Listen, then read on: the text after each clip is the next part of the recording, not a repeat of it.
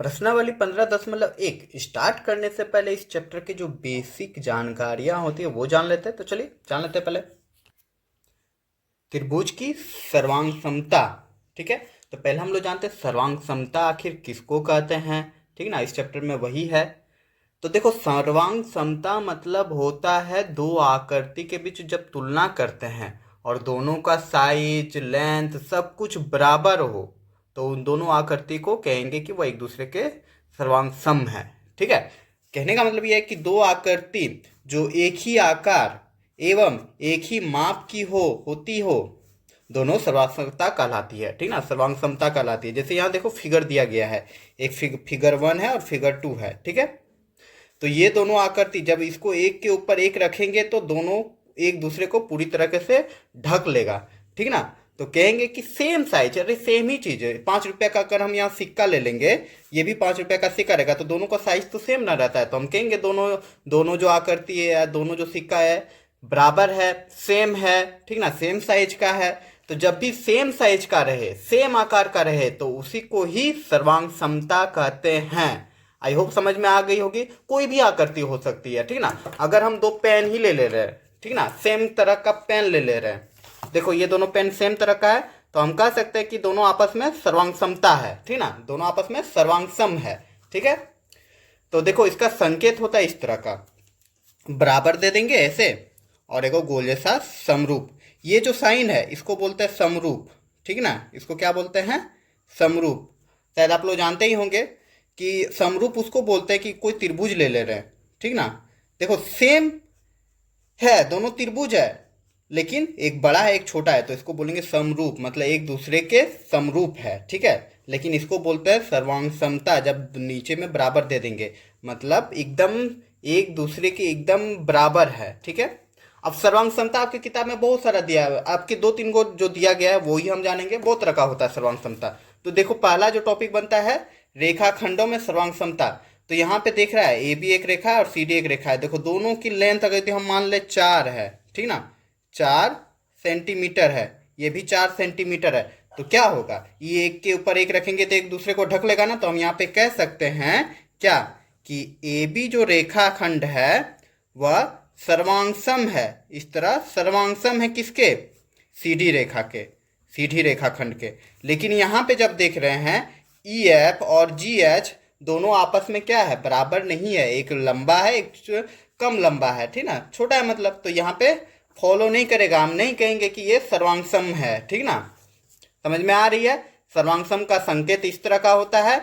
ठीक है, यहां तक समझ में आ गया। अब अगला जो टॉपिक है आपके बुक में वह है कोणों में सर्वांग समता। अब देखो यहाँ पे नाम ही आ गया कोण, तो कोण सर्वांग समता आ गया, तो मतलब कोण बराबर होगा, बराबर होना चाहिए। जैसे यहाँ पे दो गो कोण दिया गया है, एक 30 है ये भी 30 है, दोनों बराबर है, तो हम कह सकते हैं कि कोण ए, दिख रहा है, कोण ए सर्वांगसम है किसके? कोण पी के। आई होप समझ में आ गई होगी सर्वांगसम के बारे में। कोणों की सर्वांग समता, हम यहाँ ये जो चिन्ह है इसको सर्वांगसम बोलते हैं। और एक जो टॉपिक आपको जाना अगर, तो ये इसी का एग्जांपल ले रहे हैं। ठीक ना, एक कोण हो गया यहाँ पे 30 डिग्री और एक कोण हो गया आपको यहाँ पे 40 डिग्री, तो हम कह सकते हैं कोण ए और कोण बी सर्वांगसम होगा यहाँ पे। तो यहाँ पे नहीं होगा सर्वांगसम, क्यों? क्योंकि यहाँ पे कोण अलग अलग है। अब आपको जानना है और एक टॉपिक, त्रिभुज की सर्वांग समता। तो यही चीज है, यहाँ पे है त्रिभुज की सर्वांग समता। ठीक ना, तो त्रिभुज जब सर्वांगसम रहेगा, मतलब हम कह सकते हैं कि ए बी सी जो त्रिभुज है ये सर्वांगसम है। सर्वांगसम है किसके? त्रिभुज पी क्यू आर से। जब सर्वांगसम रहता है, ठीक ना, दोनों त्रिभुज जब सर्वांगसम रहता है तो क्या होता है जानते हो? इसका जो ए बी भुजा है, दिख रहा है ए बी भुजा, ये बराबर होगा किसके? पी क्यू भुजा के। ठीक ना, पी क्यू भुजा के बराबर होगा। उसी प्रकार बीसी भुजा बराबर होगा किसके? क्यू आर भुजा के। आई होप समझ में आ रहे होगे। उसी प्रकार एसी भुजा, एसी भुजा बराबर होगा पी आर भुजा के। और उसी प्रकार कोण ए जो है, दिख रहा है, बराबर होगा किसके? कोण पी के। ठीक ना, अगर कोण भी अलग रह गया तो सर्वांगसम थोड़े ना होगा, दोनों आकृति आपस में बराबर थोड़े ना होगा। उसी प्रकार कोण बी बराबर होगा किसके जी, कौन क्यू के। उसी प्रकार कौन सी बराबर होगा कोण आर के, कौन सी बराबर होगा कोण आर के। तो इतना समझ में आ गया, हमने अभी जान लिया कि दो त्रिभुज अगर सर्वांग है तो उसके सभी भुजा, ठीक ना, और सभी कोण आपस में क्या होंगे, बराबर होंगे। समझ में आ रहा है, तभी तो एक दूसरे के समान और समान आकृति का होगा। बहुत तरह का आकृति हम ले सकते हैं, लेकिन आपके बुक में जो दिया गया था, मैंने तीन जो टॉपिक था, एक रेखाखंड, एक कोण और एक त्रिभुज, इसके बारे में बताया। अगला चैप्टर में इस त्रिभुज के बारे में बहुत सारा चीज दिया हुआ है, ठीक ना। तो चलिए पहले हम चैप्टर बना लेते हैं 15.1। तो प्रश्नावली 15.1 का पहला क्वेश्चन है कि रिक्त स्थानों की पूर्ति कीजिए, ठीक है। तो करते हैं पूर्ति। तो पहला नंबर क्वेश्चन कह रहा है कि दो सर्वांगसम कोण, देखो कोण में एक कोण का माप 50 डिग्री है, तो दूसरी कोण का माप क्या होगा। दो सर्वांगसम त्रिभुज है, दो सर्वांगसम कोण है, एक कोण ये है, एक कोण ये है। कह दिया कि दोनों कोण जो है सर्वांगसम है, तो ये 50 है, तो ये भी क्या हो जाएगा जी, ये भी 50 ही हो जाएगा। तो इसका आंसर क्या हो जाएगा, 50 डिग्री। आई होप समझ में आ गई होगी, इसमें कोई दिक्कत नहीं रहना चाहिए, मैंने अच्छे से बताया है, ठीक है।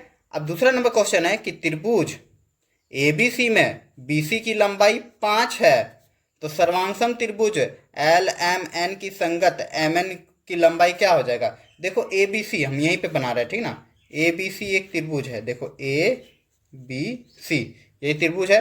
दूसरा हम भुजा मान ले रहे हैं, क्या है, l m n, l m n यही है। तो कह रहा है इसमें जो है बीसी नीचे वाला बीसी कितना है, 5 है, ठीक है। तो पूछ रहा है एम एन कितना है, एम एन मतलब ये नीचे वाला, ये भी तो 5 ही ना हो जाएगा जी। तो इसका आंसर क्या हो जाएगा, इसका हो जाएगा 5 सेंटीमीटर। आई होप समझ में आ गया होगी। दूसरा नंबर का आंसर क्या हो जाएगा, 5 सेंटीमीटर, क्योंकि संगत भुजा है। सर्वांगसम अगर त्रिभुज है तो सभी भुजा, संगत भुजा आपस में बराबर होंगे और सभी संगत कोण। चलिए आगे देखते हैं कि दो रेखाखंड सर्वांगसम होते यदि दोनों लंबाई के हो, क्या लंबाई को, अरे समान लंबाई के हो, समान लंबाई के हो, ठीक है बच्चा। यहाँ पे मेरा पहला नंबर क्वेश्चन कंप्लीट होता है। चलिए दूसरा नंबर देख लेते हैं अब। तो दूसरा नंबर कह रहा है कि यदि त्रिभुज पी क्यू आर सर्वांगसम है त्रिभुज वाई जेड एक्स हो, तो वाई जेड एक्स त्रिभुज के उन सभी भागों के नाम लिखे जो निम्न संगत हो। संगत अब बोला है, तो देखो दो त्रिभुज सर्वांगसम है तो उसके संगत भुजा और संगत कोण क्या हो गए, सर्वांगसम हो गए। तो चलिए इसको कॉपी में बनाते हैं। तो देखो अच्छा यही था क्वेश्चन कि कह रहा था कि पी क्यू आर सर्वांगसम है किसके, वाई जेड एक्स के। यहाँ पे दिया गया है कि पी क्यू आर जो है वह सर्वांगसम है वाई जेड एक्स के। तो जब भी सर्वांगसम होता तो हमने बताया था ना कि संगत भुजा पी क्यू और वाई जेड बराबर होगा और संगत कोण भी बराबर होगा। तो देखो यहाँ पे आंसर हम डायरेक्ट लिख रहे हैं।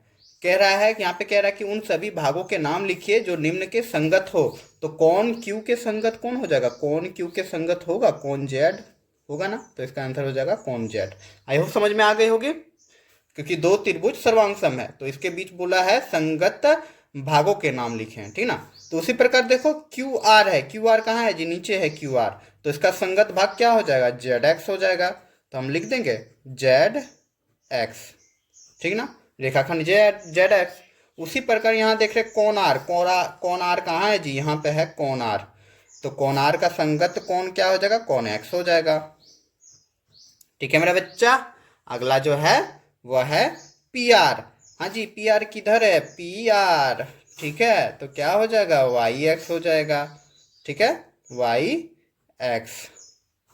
और यहाँ पे मेरा ये चैप्टर कंप्लीट होता है। उम्मीद करूंगा सारे क्वेश्चन को आप लोग अच्छे से समझे होंगे। अगर अच्छे से समझे, मेरा पढ़ाने का तरीका अच्छा लगा तो ज़्यादा से ज़्यादा लाइक करें, अपने साथियों के बीच शेयर करें और आप हमें सपोर्ट करो यार, सपोर्ट करो इस चैनल को सब्सक्राइब करके। तो चलिए मिलते हैं इसी तरह के अगले वीडियो पे।